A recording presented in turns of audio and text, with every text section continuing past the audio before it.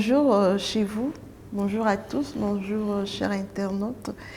C'est pour moi un privilège de vous rencontrer encore aujourd'hui afin de partager ce que Dieu a mis dans mon cœur pour chacun de nous.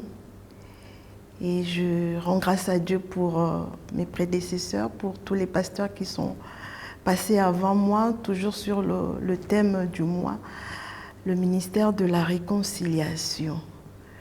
Moi, je bénis Dieu pour chacun de nous, que l'Éternel qui a commencé cette belle œuvre en nous puisse la parachever. Prions.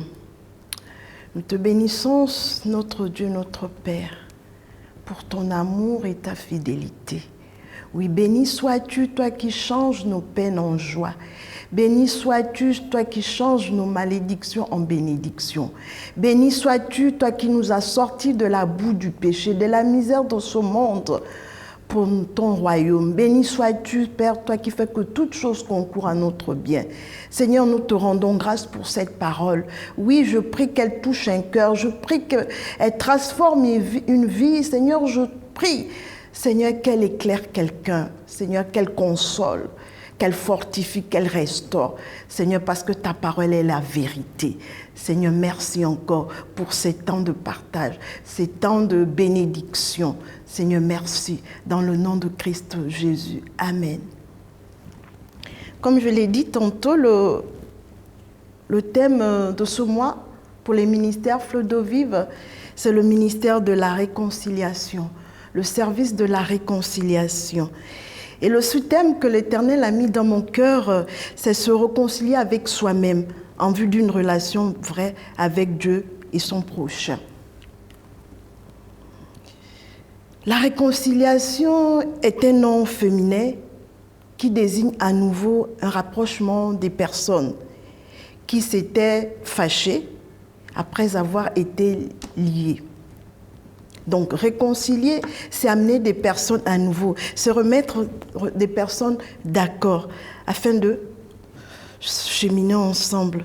Donc, si nous parlons de réconciliation, bien-aimés, cela veut dire qu'au préalable, il y a eu rupture. Cela veut dire qu'il y a eu séparation. Cela veut dire qu'il y a eu mésentente avec quelqu'un qui nous a blessés, avec quelqu'un qui nous a trahis, et qui exige un pardon donné à une personne et reçu par l'autre.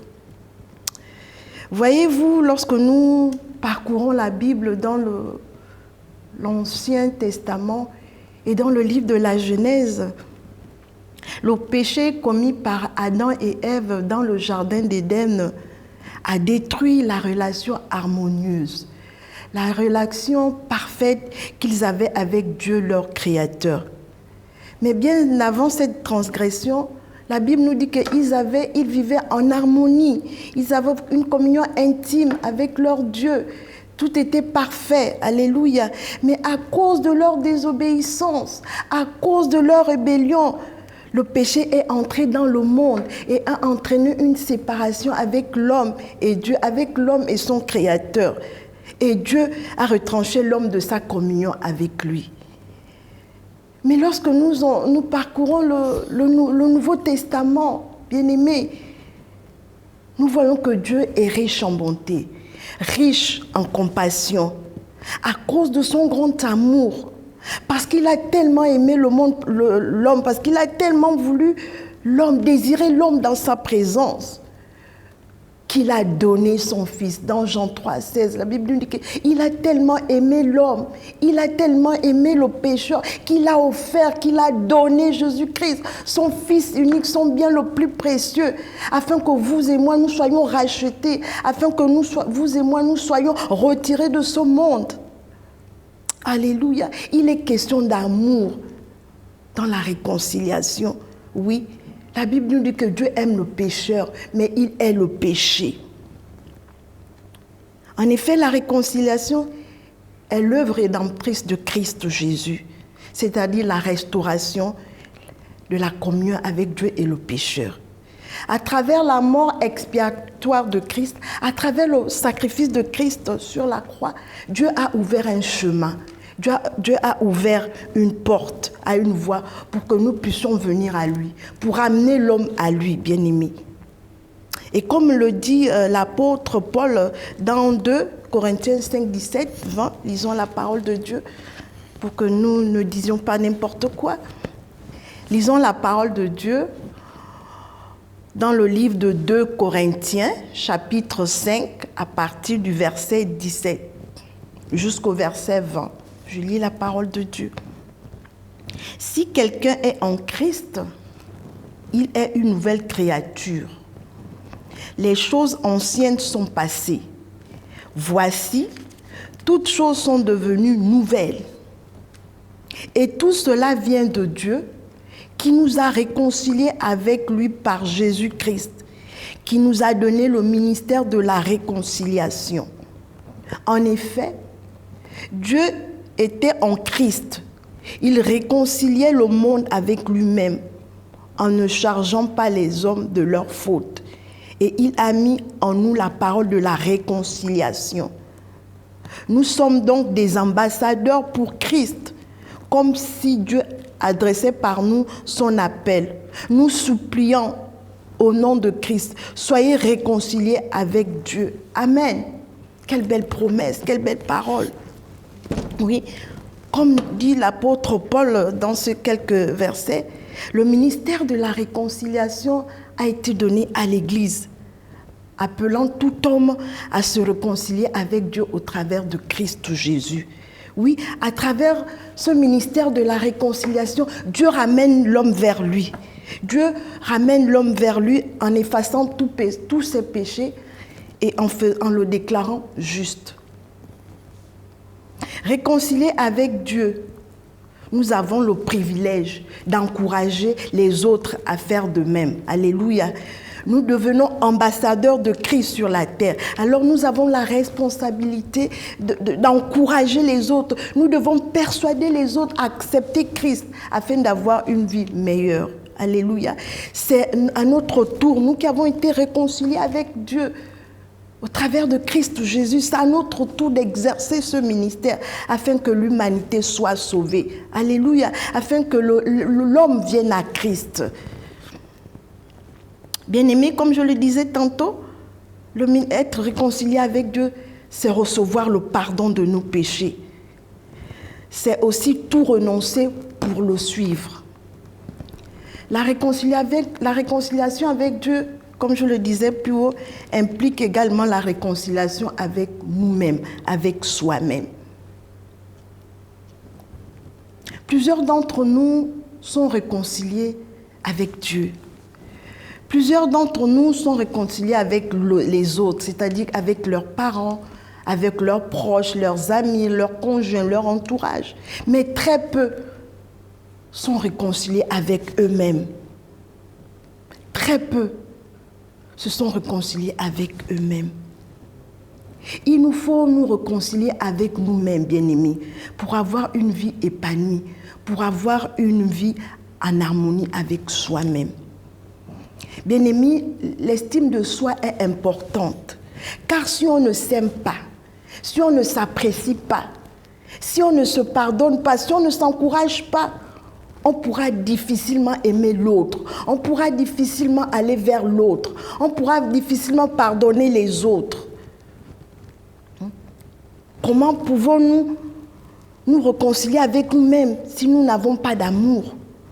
Comment peut-on donner lorsqu'on a une mauvaise estime de soi ou un manque de confiance en soi? Que donner lorsqu'on est blessé, lorsqu'on vit le rejet, lorsqu'on vit la culpabilité? Que faire lorsque rien ne va plus au-dedans de nous? Que faire quand nos complexes prennent le dessus et il y a un ras-le-bol de nous-mêmes? Bien-aimé, celui qui ne s'aime pas a tendance à ressasser le passé. Celui qui ne s'aime pas a tendance à se voir de façon négative, à avoir une mauvaise image d'elle-même. Comme on dit, il nous est impossible de donner ce que l'on n'a pas. Si on est blessé, on ne peut que blesser l'autre. Voyez-vous, le monde dans lequel nous vivons a une fâcheuse tendance de faire l'autruche. À faire l'autruche, à faire la politique de l'autruche, comme on le dit, à faire semblant. Nous avons tendance à tomber dans le déni, c'est-à-dire à esquiver la réalité.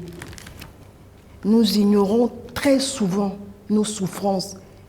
Parfois même nous les méprisons. Et ce déni nous empêche de nous réconcilier avec nous-mêmes. Bien-aimés, nous sommes toujours dans le confinement. Et dans ce temps de confinement, il nous est demandé de rester chez nous.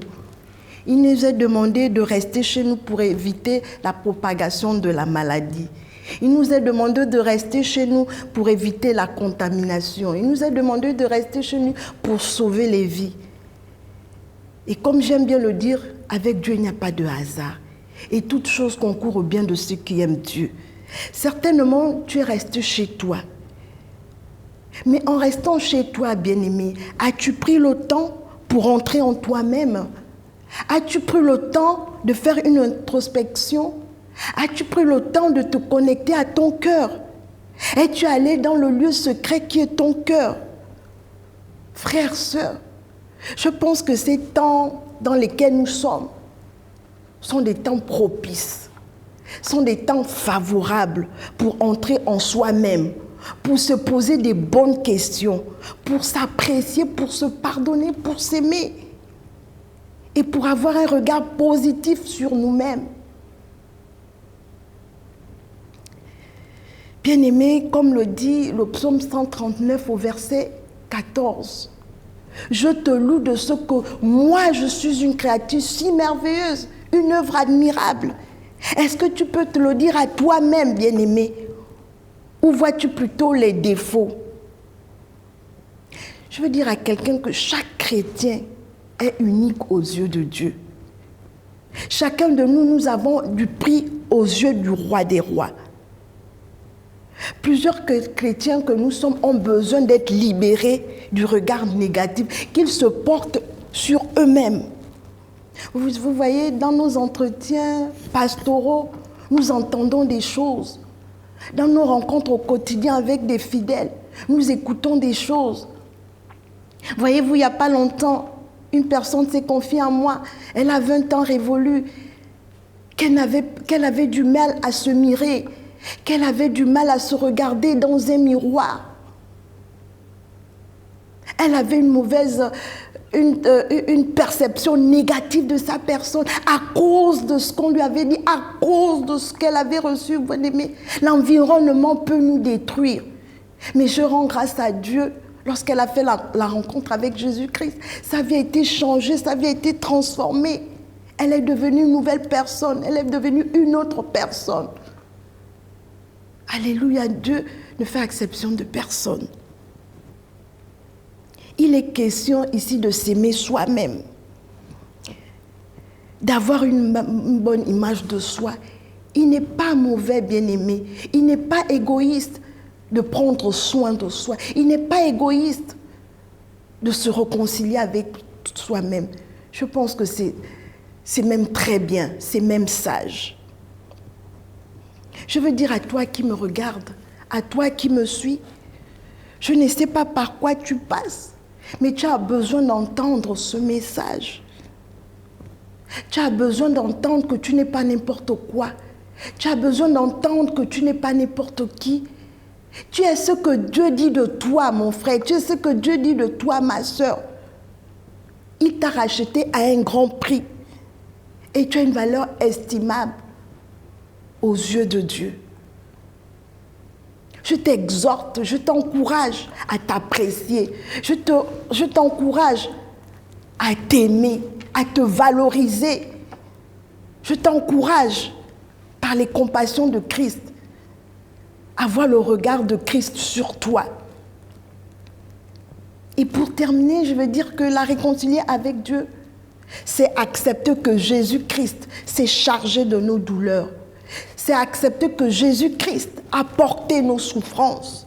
C'est accepter qu'il a été blessé pour nous, brisé pour nos iniquités, et que le châtiment qui nous donne la paix est tombé sur lui. Alléluia. Prions. Te bénissons, notre Dieu et notre Père, pour ce thème qui vient à point nommé. Seigneur, donne-nous de nous réconcilier avec nous-mêmes. Seigneur, donne-nous de nous apprécier. Donne-nous, Seigneur, de entrer en nous-mêmes afin que nous sachions que nous ne sommes pas n'importe qui, nous ne sommes pas n'importe quoi. Nous avons du prix, nous sommes la prunelle de ton œil. Seigneur, viens au secours de nos manquements, viens au secours de nos faiblesses. Mon Dieu, mon roi. Merci pour ce ministère de la réconciliation avec nous-mêmes, Seigneur.